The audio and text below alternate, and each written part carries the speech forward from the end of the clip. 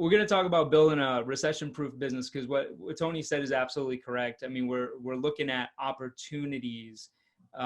We're not looking at just problems, because it's going to happen no matter what. So let's focus on the opportunities and how we can. We're going to show you how to synergize property management and real estate, and to get more out of your business as well. So these three things are what we're going to focus on. Okay. We're going to identify where we're at right now and what we need to be thinking of. We're going to talk about communicating, so that, and how to communicate the message that needs to be going out. And then, of course, how to evolve and actionable steps to move forward. So your co-host, Tony Klein, already great introduction, Tony. I was going to say exactly what you said about you. Yeah, thanks. Awesome. So boom, you nailed that. And at the end, I will shoot you guys over the slides so that you have that. Boom. So yeah, here's the question, right? Is the sky falling? And we get this doom and gloom, and all we're hearing is all the negative stuff. But let's just look at it objectively. Okay. Let's look at where we are now. What's happening with our properties that we have on the market? Are we getting them rented? What's happening with airlines, things that are outside of our control, shelter in place, right? The overall economy. And of course, it wouldn't be complete without toilet paper. So yeah, where are we? How much toilet paper you have in Colorado today, Tony? Well, right now there's none. Actually, I went to the store yesterday, not for toilet paper, but all the people we made fun of for hoarding the toilet paper, they're looking pretty smart right now. That's right. So, and then the feelings that we're going through right now, confused, uncertain, unprepared, unscheduled, bored. Like, there's a lot of different feelings that are coming up for many of us right now. And what's important is focusing on how we harness those. Okay. So I want to ask you guys, what are you feeling right now? And what that number one struggle is that you're feeling. And let me put up, Tony taught me how to do this. Look at this. So you feeling more of the pain towards consistency, clarity on what's going on, overall mindset, lead gen, or are you just perfect? There might be one person that's perfect on here. And that's Tony Klein, everybody. False. Tony Klein. False. Yeah.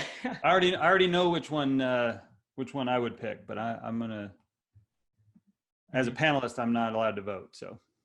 Oh, look at that. So we have, actually we'll share those in a little bit. So let me move on to the next, and we'll share that in a little bit. So keep putting in your votes there, and we will go to the next one. All right. So we're talking about recession-proof, bulletproof, and bulletproofing your business. You must be looking for new opportunities. I hear a lot, and I don't know if you've been hearing this too, Tony, that people are shunning profiting from change, and they're talking about profits over people. My theory is, why can't it be both? Why can't you serve? Absolutely. I think you actually have to profit in order to serve people. You can't go out of business trying to help people and not charge them any money, right? There's the whole world is suffering from the same thing that you and I are suffering for. All your clients are, all your vendors are, everybody in your family is, like, they're all being affected some way, one way or the other. And the only way for you to actually be effective in helping them is to have the resources to do that. So I understand that some people, if you're the guy that bought 17,000 bottles of hand sanitizer and then tried to resell it on Amazon, I don't know if you guys saw that story, but if you're that guy, then that's not quite what I'm talking about, right? But finding new opportunities and helping people adjust, there's no reason that you should not be able to make a profit doing that. Yeah, I totally agree. This is how our world is run, and we want to serve. So, yeah. Swim in blue oceans. So looking for blue oceans that are good opportunities, and growing with purpose. You know, I've learned a lot from many of my friends in property management on how to really humanize the business, because I was always just focused on landlords, and I wasn't focused on tenants for a long time. And it was brought to my attention a while back. It may have even been Tony, but you know, it's all about serving people at the highest level and providing a good experience, because not only are we doing good for others, but we're also growing our business that way when we can lead and help other people. Sure. So let me back up just really quick on 2 slides ago, and you don't have to go back. Okay, good. One of the things that I think is really important is you had mentioned, you know, what our environment is that we're in right now. You talked about the stock markets, you talked about the airlines, you talked about all these different categories, and our clients, or the people that we want to serve, our prospects, they have all those same questions about the airlines, about the stock market, but they also have those questions about real estate. They're not an expert in real estate. So this, right or wrong, and again, I'm going to focus on this.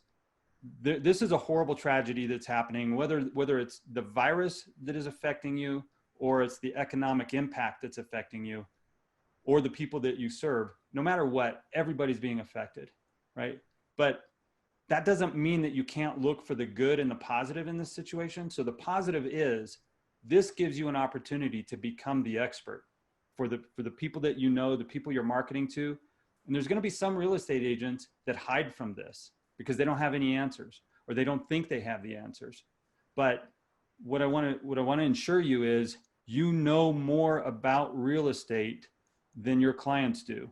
Just like the people who are stockbrokers or people in the airline industry know more about what's going on in that industry. So don't be afraid, even if you just have a couple of points that you think are good points, don't be afraid to create content or to reach out to your clients and have that conversation, and just give them a little bit of security. You position yourself as the expert, and that's going to build loyalty. And we're not going to have to be talking about discounts on discounted fees and things like that, because everybody in this situation, when everybody starts getting afraid of what's coming, they're looking for experts, and they're looking for the people that have the expertise and are willing to share it with them. So yeah, absolutely. Again, I know I went back a little bit, but I just didn't want that point to get away from us. No, you went forward too, brother. You're a forward thinker. We're going to show you guys how to do these things. Okay. Right. So let's think about from a property management perspective. Let's say that in your market, one sale is equivalent to $6,000. Let's do the simple math, which I know most property managers are exceptional at math, strong analyticals. Yay, $72,000. Okay. Tony, how much would you say your expenses would be in your property management company to earn that $72,000 in income? Whoa! So you're throwing some big calculations at me. So here's what I would say, right? So if you're doing $6,000 in sales, you have those expenses, but you're still going to exist 12 months from now. And the thing about sales is you have to every month go out and make that sale. At the first of every month, if you don't have a transaction lined up, you're unemployed until you go under contract on something. With property management, you go under contract one time, and with your management agreement, those you have them so that they auto renew on an annual basis unless either party cancels. So right now, even though all this horrible stuff is happening, I've got annual contracts that are coming in, monthly contracts that are coming in. We collect leasing fees, we collect management fees. So to get to 72,000, honestly, if you figure out your accounting, you figure out your maintenance coordination and some of that kind of thing, I mean, at least half of that is going to be profit, and it's profit for really doing nothing if you were hiring everything out. Let's break it down even better. And this is why Tony and I complement each other so well. We see things on the same level, but in a slightly different way. So this week, through my property management brokerage, I got 3 new listings. This week, 3 new listings. Now, how much money do you think that cost me? to acquire those new listings. Well, it didn't cost. The only thing it cost you was your lost opportunity cost if you could have been doing something that brought a higher value to you. But in this market, I'm assuming that was the highest value activity that you could be doing. Yeah, absolutely. I didn't even have to do anything. It was basically, they asked me because they were aware of my offer. So we had one customer who was going to leave us, and we had a phone call and said, hey, so what's going on? Well, you know, I'm thinking about selling it. I don't want to rent it out anymore, especially with everything that's going on. So I just started asking, you know, hey, tell me more about that. What does that look like? Great. So why don't we do this, ... And we ended up listing that home. Sure. And we all know that the cost to sell a home is not astronomical. So you're really looking at, if they're coming in right from your other property management related activities, you're looking around 90% profit on these. So it's added revenue that many property managers are leaving on the table, and vice versa with real estate agents leaving property management off the table. We're going to talk about how to become a trusted advisor and do that. Sure. So this is really the best lesson I ever learned. When you ask the right questions, you will control your income. You think about any call that you're on, it's really all about the questions. If I'm busy telling people something, they're just thinking they're just like, well, Jesus, when is he going to shut up? I want to talk. You know, you have to make people feel special, and you have to find out what they need. And you can only do that by asking questions. So who am I? I'm a crazy guy. I'm a sales guy. I love helping other real estate agents. I've sold real estate for a long time, 15 years. I've sold over 1,400 homes, managed over 3,000 properties, and I truly believe and love property management and sales and how they complement each other. They are a marriage, such a synergy, and we're gonna show you how that works. Just like Tony, okay, 2008 to 2012 for me was the Great Recession, and I had just gotten in the business a few years earlier than that, and in Florida, we had a lot of new construction, people buying new construction, and we were putting ads in newspapers up in the Chicago Tribune, Cleveland Plain Dealer, and these were ads in newspapers, classified ads in newspapers, and our phone wouldn't stop ringing. And it was basically like we were order takers, but I was like a really good order taker. So I was putting so many properties under contract, and then all of a sudden, it was literally like overnight. It was almost like a coronavirus update.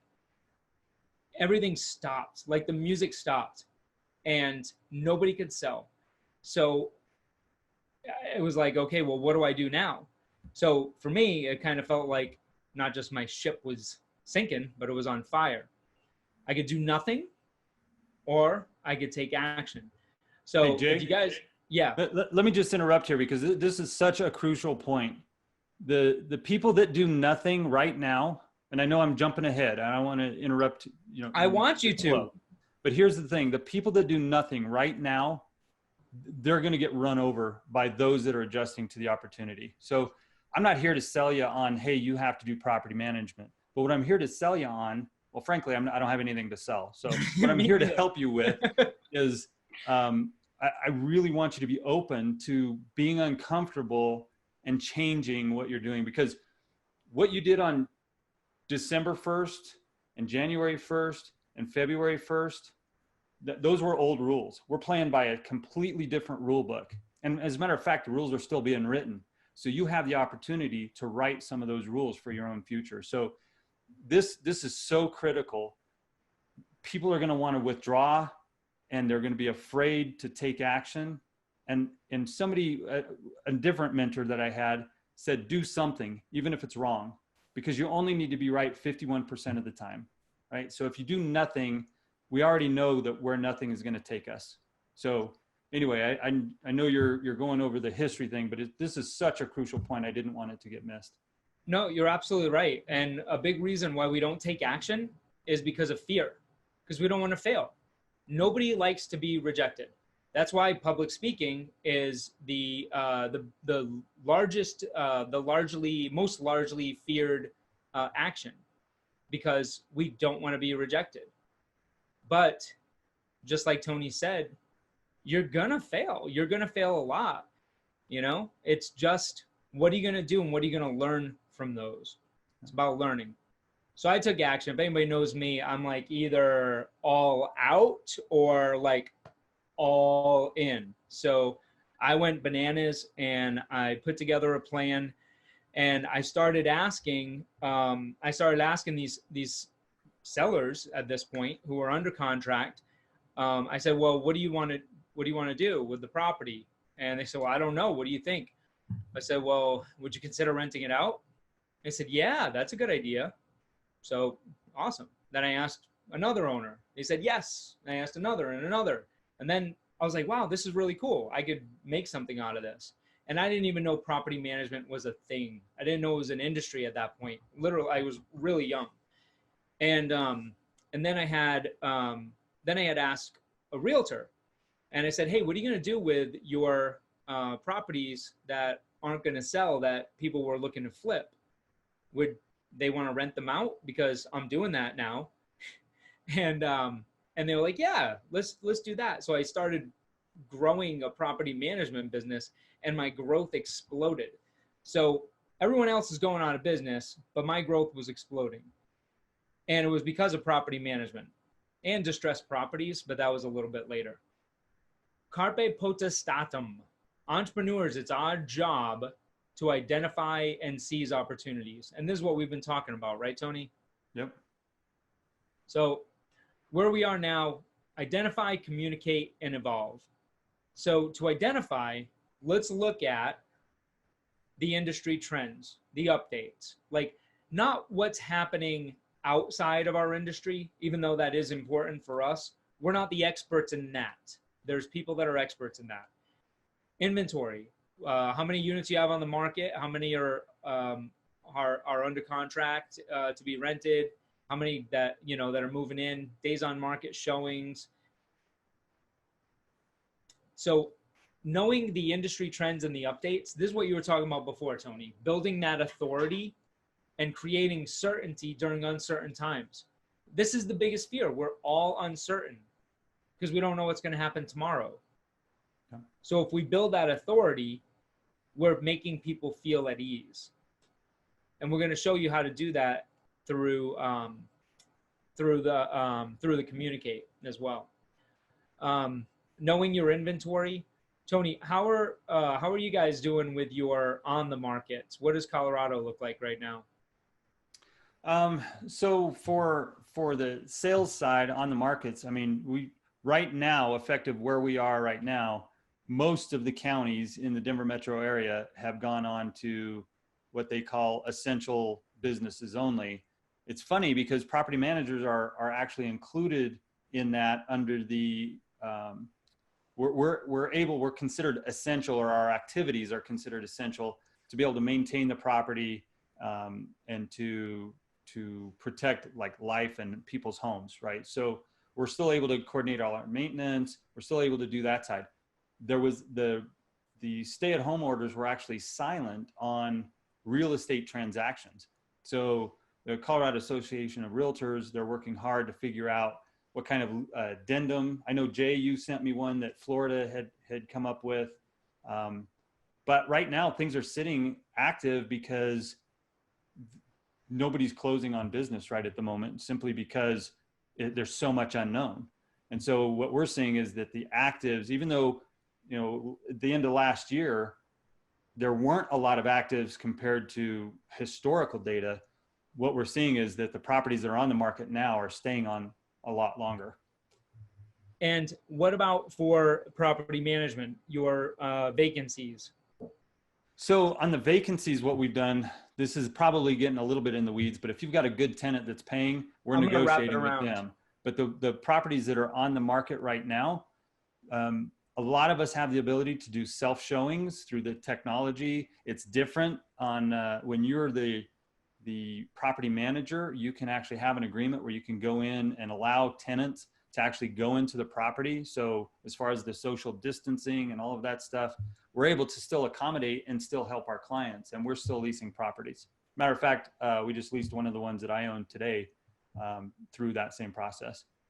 Tony, I'm glad you asked, that you answered those, and it's not getting in the weeds, because the point that I'm making here is I'm in North Carolina, and let's say I'm one of your owners. I don't know, even though I'm in the industry, I have no idea what's going on in Colorado in the housing market. And Sure. The housing market is real estate sales and property management, because guess what? One affects the other, and then the other affects the other one. So so knowing those really basic activities of what's going on and communicating that to your owners is critical, because they don't know. And we take that for granted, don't we? We take for granted, like the information that we have in our heads. We assume sometimes, by fault of ours, that other people know that, but they really don't. So Jay, let me just hammer that point home. 10 years ago, which was, a whole different industry, right? We didn't have Yelp and Google reviews and all of these things. But 10 years ago, I would literally tell my landlords, if I call you, pick up the phone, because something's wrong. And if you don't hear from me, it means everything's going great. And that was sort of the expectations we set up. And unfortunately, while that worked really great for a long time, the market started to shift. The Google reviews started to be available. So we would have tenants that were like, well, I didn't feel like, even though I was taken care of and you abided by the lease, I didn't feel like I was important. So I'm going to leave you a bad review or whatever. And so we had to start shifting our mindset for that. But part of that mindset shift was, your clients don't know that you're doing something for them unless you communicate it to them. And it doesn't mean you have to always be there to answer the phone if they call at 6 o'clock at night or 8 o'clock at night. But what it means is you need to be proactive in your communication so that they're comfortable with your authority and with your expertise. And if you do that, then they're not going to be calling you all the time, but they're still going to feel like they're extremely valued and that you're extremely valuable. Yeah, exactly. Hey, this is Jay Berube with Blue Bear Property Management, and I just want to give all of my owners a really quick update on what we're doing in Southwest Florida with the COVID-19 and how it's affecting the housing market. There's just going to be a quick 2-minute video, but I know that this information is really important. ... Done. Now what an expert. Yeah, exactly. Right. So it's really just that much. So inventory, knowing your days on market, how long for sale and for property management properties are staying on the market, what's happening with showings, which Tony, you had mentioned something about self showings. We are actually going to talk about that when we get into the evolve part and how to do that. Unemployment rate. This is something that I overlooked, and the reason why we need to communicate with people smarter than ourselves. A good friend of mine, Tony Raffin, he's been in distressed properties. We did a webinar, I think day before yesterday, and Tony has sold over 7,000 properties. He's done over $1 billion in sales, and most of those are in the distressed property market. And I asked him a really good question, thank God. I said, hey, Tony, what is the biggest indicator of economic stability regarding housing from your perspective? And he said the unemployment rate. And I wouldn't have thought of that as like that number one thing. And I don't think most people would have. But yes, keeping your eyes on that. And geez, I just started thinking too, what happens with all of our events that have been scheduled, but then are going to be rescheduled, and where people are with jobs. So, and then RealTrends. RealTrends is a real good tool to stay up to date with the distressed property market, because it's not just about looking at opportunities within property management and real estate sales. It's looking at unique opportunities that are available to you, okay? As an entrepreneur, as a business person, these opportunities are available to you. And it's not just property management or sales. It's different ways of thinking about those businesses. So Tony, you were talking before about the communicate part, and that's what we're going to talk about now, is how we take the information that we have and communicate it to our owners. Because I know many property managers and real estate agents don't know what to say on those calls. They don't know what to say. So, so actually here's the question that I want to ask everybody here is, are you currently, and I'm going to put this in a poll. Here we go. Well, it says outbound lead generation, but it means, here we go. Boom. This means, are you currently calling your owners, your clients, your tenants? Are you spending time, an hour or two a day, making people feel safe and certain and actually lead gen? That's really what this is. It's not just, everything is lead gen every time you communicate with somebody, if you do it properly. So this is a form of lead generation, which is a side benefit. That's not the main purpose. The main purpose is to serve, but it is a form of lead generation. So if you're not, please do. It looks like here, yeah, we got about half people voting in there. So one of the things that I want to point out is you had mentioned that it's not, the purpose is not lead generation. The purpose is to serve. And what I want to really emphasize here is that this is a relationship business. We all know that, right? This isn't a hard sale, high pressure business.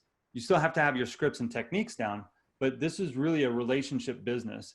And the more you can communicate with your clients and with your leads, about important things that's already on their mind, like that opened the door for you. You're not thinking about calling up and saying, hey, happy 4th of July. What are you going to do for the summer vacation? Like, this is a real event right now that gives you a legitimate reason to call to find out about their home, about, you know, how this is affecting their families. Do they know anybody that's going to be looking for a place that they need to have a place to move into because they lost their job? Or, I mean, you're not fishing, you're just listening. And when they say one of those trigger words, now you can kind of guide the conversation. But if you're not actively calling people right now, I mean, you're making a huge mistake. Absolutely. And we want to help you guys do that. And that's why we are, you know, that's why we're giving you the right tools and the right type of training right now, so that you know what to say, so that you can make those calls. So, oops, there we go. Boom. So here's a question for you. Okay. I was watching, Tony, actually, this is from that video, the Tony Robbins video that I sent you. Yep. Tony Robbins, years ago, he received a phone call from Bill Clinton, and it was the day before Clinton got impeached. So he calls Tony Robbins and he said, hey, Tony, I'm being impeached tomorrow, by the way. So what should I do? You know, so Tony's thinking, he's like, well, you should have called me earlier.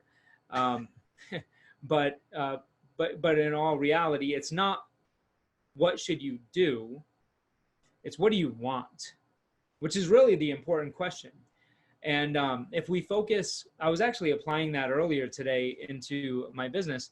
I can't think about the action steps that I'm going to take unless I have a target in mind, what I'm actually looking to accomplish.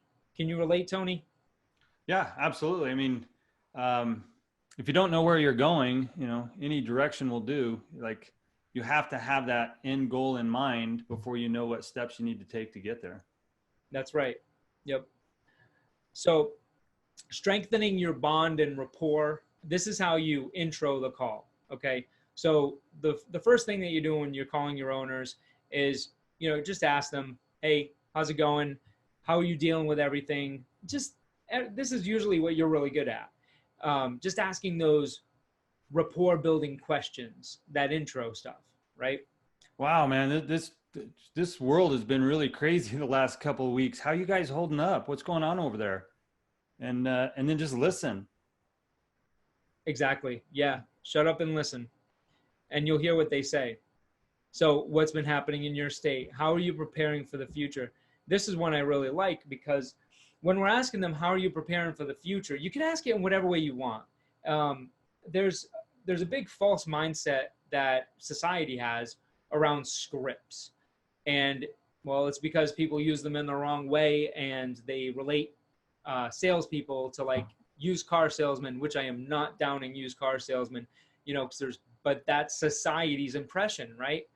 So you just ask the question, and you can relate it to however you want. You can adapt it. How are you preparing for the future? Like, what are your thoughts? How does this affect you? That's actually probably a better question that I would ask. How does this affect you? So my opinion on scripts is that they do get a bad rap.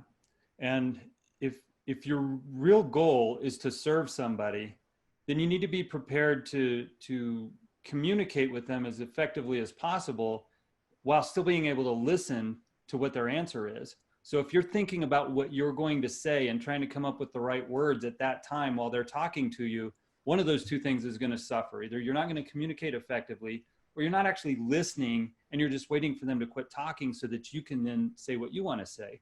And so that's where scripts come in. It's just you have these bag of tools and they start talking and you identify, okay, I think they need a screwdriver. And you start listening to them and you confirm, yes, they need a screwdriver, and bam, here it is. You're not trying to figure out how to make a tool that will address their concerns. So I think scripts, no matter what your opinion is of them, if you don't want to memorize them or you don't want to use them, I think you're doing yourself and your client a disservice if you're not taking advantage of those and rehearsing and role playing and saying the same thing 3 or 4 different ways through different scripts so that you can communicate effectively with your prospects and your clients. But it has to come from a place of service, not manipulation. Exactly. And a lot of times why don't we want to do something? We don't want to do something usually because it makes us feel uncomfortable. Why does it make us feel uncomfortable? Because maybe we're not that good at it. Why are we not that good at it? Because we haven't done it before, or we just don't practice it. So really, it's the same thing with scripts, isn't it? Yep. Yeah. So ask what they need. What do you need the most right now? What's important for you? What are your plans? Like, do you know, or who do you know that, like, do you know other people right now that are kind of like in a pinch or a tough situation that just need to, get some advice or just hear something about the stats? I can send something to you, or, whatever that is. But basically you're pre-framing the conversation to ask them these questions, but also let them know that you're there not just for them, but for their friends and family. And yeah, so this is when you're setting expectations. You're not hard selling anybody. You're coming from a place of service and you're asking them the right questions. You're learning for what to prepare for when the quarantine is over. You're identifying opportunities to serve, and you're encouraging people. And I know for me, it's a huge opportunity to learn and grow. Every single person that I talk to, every single conversation that I have, I make it a point to gain from that. And when I say gain, I mean gain knowledge. I want to get smarter. And if I'm going to spend my time talking to somebody, I don't like it to, and you know this, Tony, but I don't like it to be small talk. Like I kind of go deep. I really want to know what drives somebody and what's going to help them. And when I ask them those questions, and when you guys ask those questions to your clients, you're going to really find out and get surprised about what they say and what they need. And be honest. Business as usual? Come on, man. I am sick of seeing that. It's not business as usual. Nope. Actually, I was on a webinar on, what day was it? Monday, I think it was. And I was doing a presentation, and that's actually how I started the opening slide after the introductions. But I've seen so many people in the property management space, and that's kind of where I was focused on this, because that was a presentation to property managers. But one of the things that some of the people in here are in some of the Facebook groups and stuff that I'm in are like, it's business as usual. Rent's due on the 1st, it's late on the 2nd. We're going to post our notices on the, and I just, that approach is so wrong, whether you're dealing with tenants or you're dealing with landlords. Back in December, yeah, that was a good plan. January, good plan. Now, nope. This is an opportunity to start having discussions and build relationships. You still have an obligation to do what's in the best interest of your client, but what's in the best interest of your client may have changed or shifted over the last few days or couple of weeks, simply because of the situation that everybody's in. And so having those open and honest conversations with them about where they are, what they need, you know, and like Jay said, going deep and not just having those surface conversations. Because I guarantee you, if you haven't been calling people, you may not realize this, but when you call somebody right now in this situation and you just ask those questions, how you guys doing? How you holding up? They're gonna open up to you, and they're gonna go deep. And as long as you don't interrupt them, they're gonna share things with you that you can use to find out a way to serve them or somebody that they know, become a trusted resource. And even if you can't do anything for them at that moment, you've strengthened that bond with them because you're there to try to help them through this scary time when nobody else has called them. You know, their power company hasn't called them. You know, their water company hasn't called them. The person that sold them their car probably hasn't called them. They should be, you know, but this is an opportunity for you to go from just simply a trusted advisor to somebody that they would never do business with anybody else because you've gone that deep and gone to that place with them. Absolutely. It's at somebody's most vulnerable moments, you know, like you're there for them. That is so powerful. And this is when you create raving fans. It's a huge opportunity to serve. Like you said, that's exactly what it is. So some more of these right questions, you know, why is that important to you? What would that look like? So let's picture this. Somebody has a property and, you know, stock market we know has been affected, and, you know, they maybe owe more than what it's worth, and they're, you know, feeling that rents are going to go down. Like, they have a unique situation, which everybody does. If you ask them, you know, what do you need? What do you want to accomplish? What do you think is going to be the best plan for you 2, 3, 4 years down the road from now? Like, what does that look like? If you're asking them those questions, your job is to prompt them. And that's what you're doing. You're triggering things in their mind. Think about when you go to a therapist, okay? And if you haven't been to a therapist before, you should try one because they're awesome. You go to a therapist and they ask you questions and they get you thinking about things that you weren't thinking about before. And it's really just through them asking questions. So yeah, having them tell you a story. And then you'll discover the difference between wants and needs and what they really need. And you'll become the solution. So let's talk about that trusted advisor, know, like, and trust. Hey, did you steal that term from me, or is that just something that smart people know? Just smart people know. I heard Jordan Muela throw it around a few times. I heard you say it, Matthew. Yeah. Actually, that was the premise here with Roadmap, becoming trusted advisors. Because we, excuse me, when you meet with someone or you just have that phone call with them right now, finding out what they want to do and what they want to accomplish and not being scared of being in sales, you might be getting listings for sale. The reason I kind of made a joke about that is that that trusted advisor term was something that really, I mean, once you get it, you go from being somebody that takes orders and listens to what your client thinks they want and then just goes and does it because you're afraid to lose that client, to being in a position where you can say, look, I understand what you're trying to accomplish here, but this is the wrong way to go about it. And here's why. And here's what we're going to do instead. And so if you have that confidence to be that trusted advisor, you can actually guide your clients in the right direction as opposed to doing what they think they want. And you think you have to do that because you have some sort of fiduciary responsibility to them, where you're actually doing what they've requested of you, but you actually took them down the wrong road. Absolutely. So Tony, let's take that and let's take the want versus need, excuse me. And let me ask you a question. So I'm calling you, I'm an inbound property management lead. I saw you on Google and you have a 4.8 rating review. We actually have 4.9, just to make sure you guys know that. Ooh, snap. Ooh. I know a guy that's in North Carolina that has a 4.8 right now. So yeah, that was competitive. That's too bad. Let me ask you, my first question is hey, what do you charge? What am I really asking? Well, number one, you don't know what to ask. And so if you don't know what else to ask, that's where you focus. So what I always start to try to explain to them is that, all property management companies run their businesses a little bit different. They provide different levels of service. Tell me what you're looking for. Exactly. They think that they want to know how much you charge, but that's not it. What do they really want? They really want to maybe have their property managed or maybe not. So here's an example. A couple years ago, I had this woman, I remember, Dalian.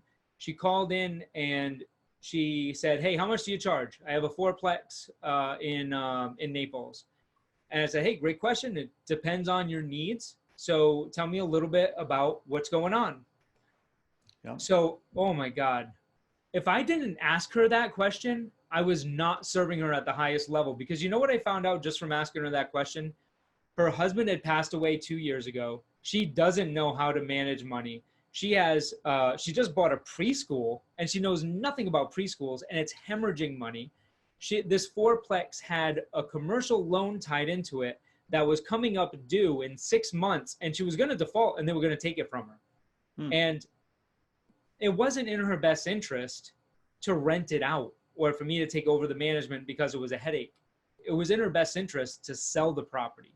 So I asked her the right questions. I set up an appointment, went over there, signed a listing agreement. I made a couple of phone calls on my way back, and we put it under contract for $825,000 within 24 hours of that call, because I asked the right questions and because I was a trusted advisor. Let me do the flip side of that too, is that when you're calling your clients or your prospects or people in your sphere and you're talking to them and you're asking them how things are going, some of them are going to feel like they're in a doom and gloom situation and you're just going to listen to them. But some of them are going to go, yeah, things are going along pretty good. Business is still good. We're in an industry that, is still required. So things are going along. And then that's when you kind of shift the conversation and say, well, I'm kind of looking into the future a little bit, and I'm really trying to find some of my really good clients that I can help out in the future. And we've identified that in 4 or 5 months, we're going to start to see more and more opportunities for people to buy investment properties and to move their money from maybe the stock market into real estate, or even move it from non-performing real estate into better opportunities. Is that something that you'd be interested in? And do you want us to keep you on that list and notify you when we have a smoking deal that comes along? And so it's not only convincing people to not manage, but to sell. But on the other side of it is, if things are good for you still, unfortunately, there are going to be people that things aren't so good for, and prices in certain markets are going to drop. And we want to be able to take advantage of that drop, not those people, but the situation for our clients, and help them get into opportunities that could change their future, change their children's future, change their retirement, by having those assets at a time where we've got really, unbelievable. Some of you guys that have only been in real estate for 5 years or 10 years or whatever, like, these interest rates are normal to you, but these are still unbelievably low interest rates. And we're going to have prices that come down to match those interest rates. So we're just going to be in an opportunity that we haven't seen for a long time. Yeah. And that's a good point, Tony. It's not about trying to not manage properties and convert them into sales. People are going to do, or should do, what's in their best interest. And it's just our job as trusted advisors to find out. So let me give you a flip side of that. What is going to happen now as we have economic instability? We're headed into a recession. This is a fact. And I guess it's not a fact, but pretty damn sure it's happening. So, with all these things happening and increased inventory for sale on the market, and when there's price shifting and we have a lot of other issues that are going on that need to be taken care of that we don't need to get into now, well, a lot of those people are going to need to rent their property out. So going from the side of being a real estate salesperson, okay, a property manager should absolutely be calling if you don't have relationships if you don't want to do sales and you have relationships or don't have relationships with realtors out there, make it a point to be on the phones, contacting them and asking them what they need. Let them know how you can help them and their clients, and have a follow-up plan in place, because it's all about serving the customer. And if you're doing sales and you have somebody that calls in and says that they want to put their home on the market, and you just started asking them some other questions about what's best for them, what they want long-term, then you might find out that they want to rent that property out.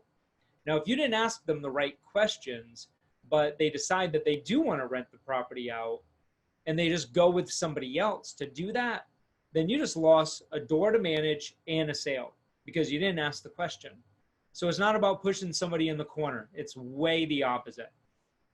Well, if you are building those relationships with those other agents and you call them and most people, if you call them and they don't recognize your number, it's going to go to voicemail anyways. So there's no harm in leaving them a voicemail, but just calling up and say, hey, so-and-so, I know that you're really active in this market. I participate in this market too.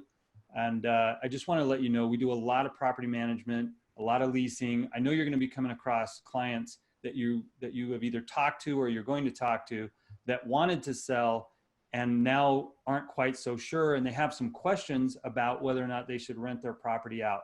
I want to be here as a resource for you so that you look like you're the expert. So if you or your clients have any questions on how to navigate this very interesting rental market that we're in right now, I want to be your resource. I'm going to send you an email with some information. I'll follow up in a couple of days just to make sure you got it and answer any questions that you have. I mean, it's bingo. It's that simple. Yeah, it really is. And there's only a couple of objections that you're ever going to hear, and they're the same objections. So all you have to do is know how to answer those. Well, we already referred to a property management company. It's like, you know what? I get it. Let me ask you a question. Do they do X? Right. So maybe you pay $350 referral fees and nobody else does in the market. Who knows? But do they do X? Yep, they do. Fantastic. Hey, you know what? I just want to be your plan B, because I know that from working with hundreds of real estate agents and helping them and their clients over the years, a lot of people do have a plan A, and that's cool. But at some point, it's just going to happen. They might let you down. Or they might be on vacation, or they may have an issue that they're dealing with. Like Jay said, let's be your backup. And what I can say is I've been in business a lot of years. I've had a lot of relationships with vendors of my own, and they're really good until they're not. And then I'm struggling to find somebody that can fill those shoes of the way that they used to be. So let us just have that open relationship, open communication. I'm going to send you my information, and then just give us a try on one and see what you think. Give yourself something to compare to, because maybe the person you're referring to is doing a great job, but maybe you'd like some other choices as well. Yep. Nothing wrong with that.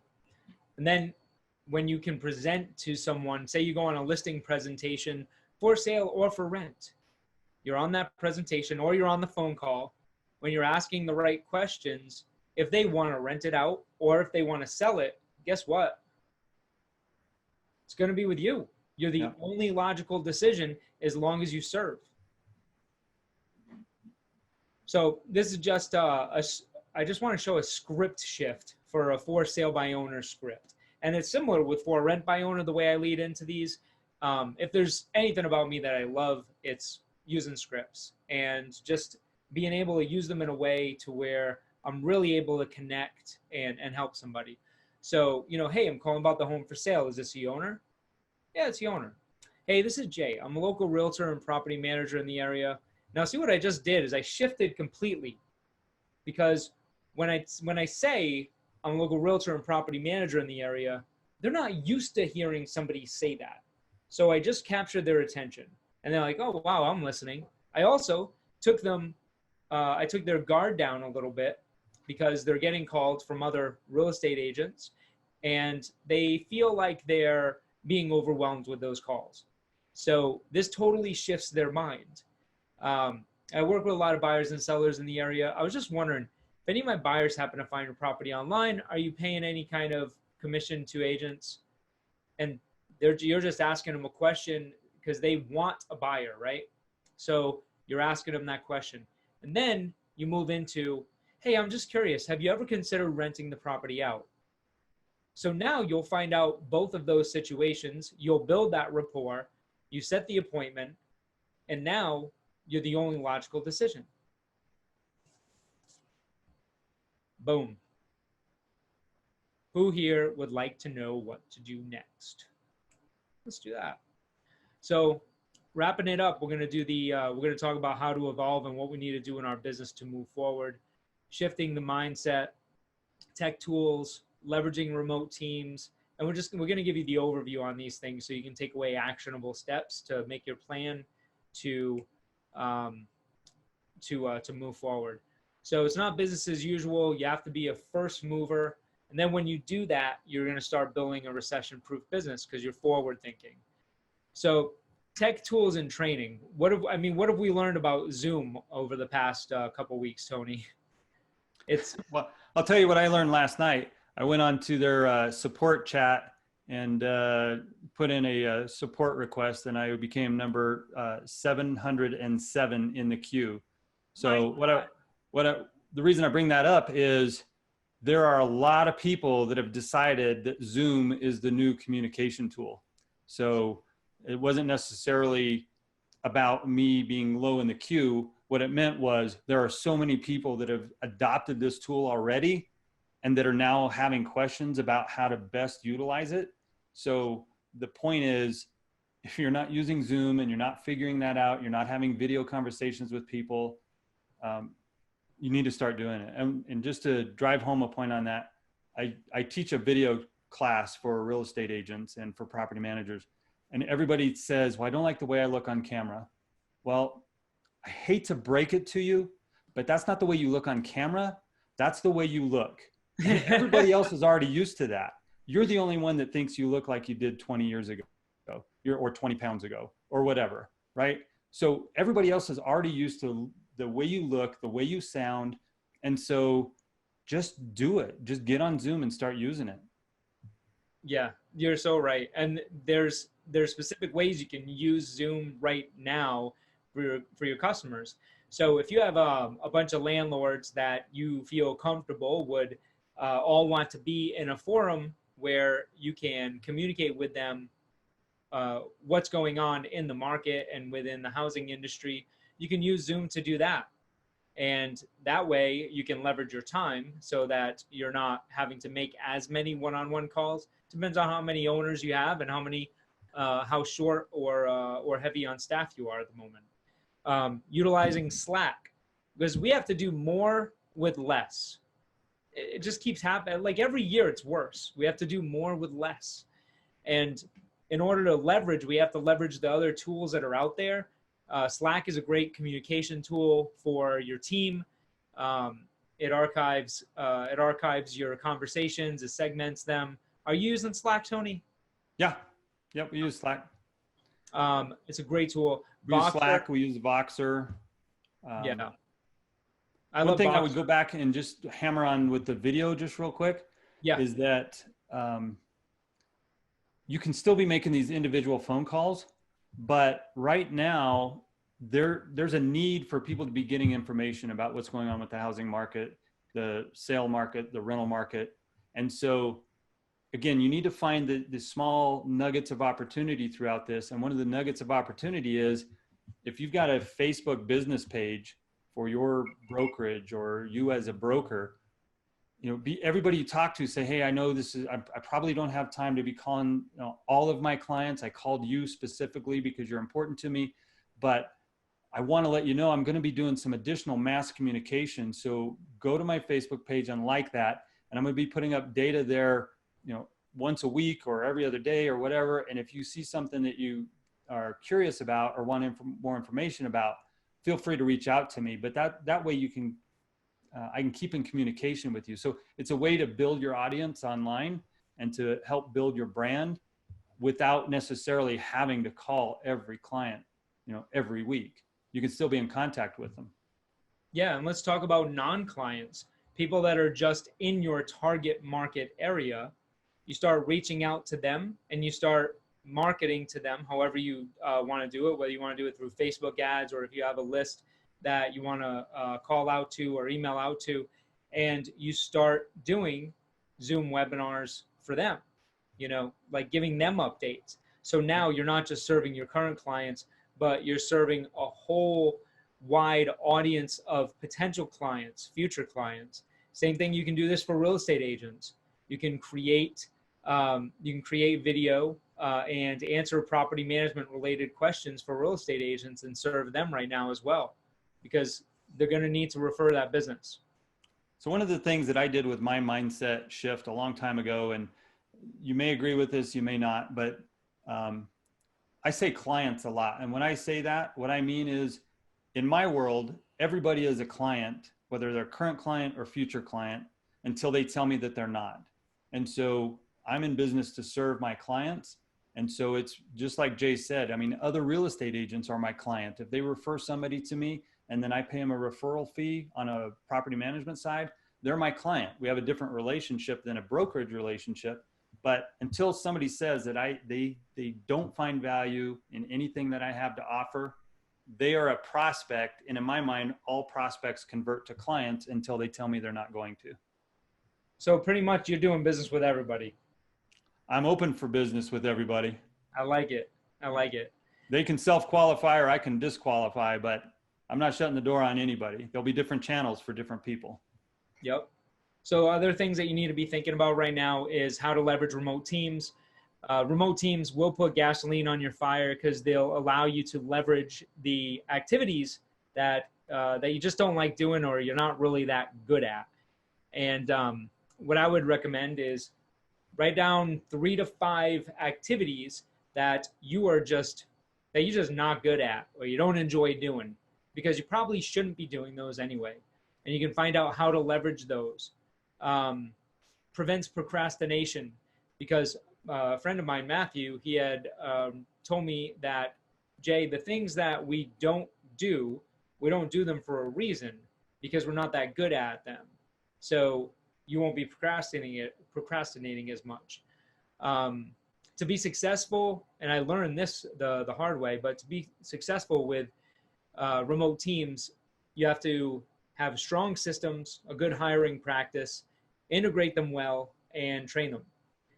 And if you do those, you can have virtual staff in many other countries and have it not seem at all like they're that far away. Because what's the difference if they're in a different state or in a different country? I mean, they're humans and they have strong skill sets when you hire right. Well, and one of the things that, again, looking for the nuggets of opportunity in this, everybody right now is trying to figure out how to adjust to work from home. And if you're not in a shelter at home or shelter in place order, I would be planning for it because it's probably coming to your area. So everybody is already trying to figure this out. And so they're becoming used to dealing with one person on a phone call here and, hey, let me call this other person, or let me put you in contact, or email somebody else in the organization. So as long as the client is getting their answer, or your prospect is getting your answer, I think this is going to make remote teams explode. And so you really need to figure out how to best utilize those. And I know, Jay, you've got some great content on mastering the remote team, because as you had mentioned, once they're no longer sitting beside you, as long as they're performing the right duties and getting it done correctly, it doesn't matter if they're sitting 5 feet from you, 5 miles from you, or 500 miles from you, or frankly, on the other side of the globe.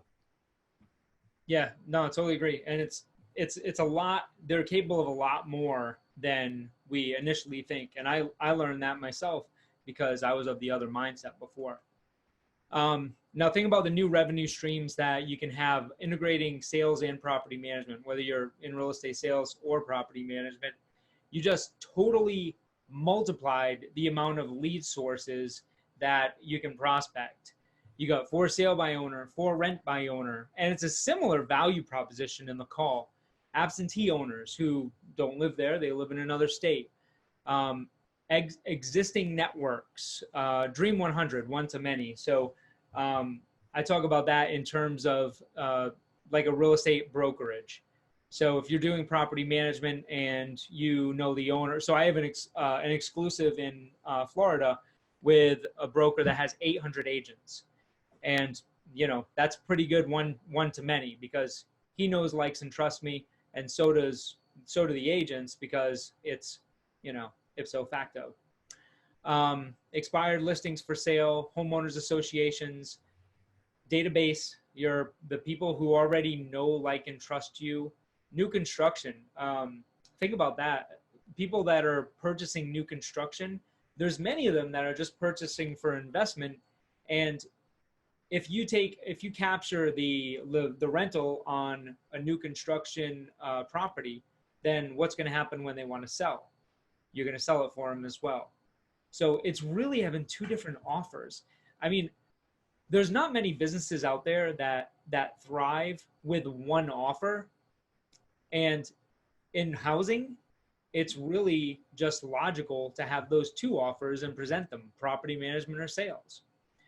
Realtor referrals, or the Berube method, I call it, which is also the Klein method: sales and property management. Consistency, that's important. It has to be. So if you learned something today, boom, we're happy. If you didn't, you get your money back. Double your money back, because there's two of us. Yeah. But what should you do now? So grow and build the bonds in your database, make phone calls, right? Set up a Zoom call for clients, give them daily updates. You can start a podcast. There's nothing more powerful right now with as many podcast listeners out there in the US, to start a podcast and to be the voice of your market. And it comes from such a unique proposition when you do sales and property management and you talk about it in a way of housing, okay? Or there's probably a sexier word, which, you know, we'll figure out soon. Digital target market event. And if you want to get supported, if you go to salescommands.com, that is a free Facebook group, but you won't see me in it for a couple of days, because right now I'm banned from Facebook for doing nothing because they're targeting so many people right now. It's everybody's getting banned every once in a while. So salescommands.com, and there's Tony, your picture's not there. I'm sorry. Well, my picture's over here, so I think we're good. Awesome. So what's the Q&A, Tony? Do you do Q&A after? Yeah, so let's see if people put, it doesn't look like people put questions into the Q&A as opposed to the chat. So there's not questions specifically there. Let's see in the chat. Got it. If you guys want to put questions in the chat, you can as well. I don't know if I enabled Q&A. Maybe that's what I didn't do. Okay. So it's Aaron had said, "Bummer, I can't see the chat bar." So I'm just wondering if there was a setting or something that was off on that. But yeah. Well, here's what I'll do. I'll work on the settings. I'll make sure I get the replay and the slides out for you guys. And if you do have any questions, you can just reply to the email. And if it's for me or Tony, we'll get back to you for sure. Hey, Jay, this has been a lot of fun. I appreciate you having me on. I'd love to do it again with you anytime. I think that we are in an unprecedented time period. Obviously, that goes without saying. But there's also, as we come out of this, there's going to be winners and losers. And I hope that everybody that's watching this can work with you, work with us. I'm happy to help out to be on the winning side coming out that end, because as markets shift, as things change, there's opportunity that's created. And if you're looking for it and you're a first actor, things are going to be great. I mean, right now I know there's a lot of fear about what's going to happen, and it may get real dark for a couple of months. Things may get tough, but eventually we're going to come out the other side. And so I just offer that I'm here to help you and your folks, Jay, any way I can. Awesome. Thanks for being on, Tony. Guys, thanks for watching. Let us know if you need anything.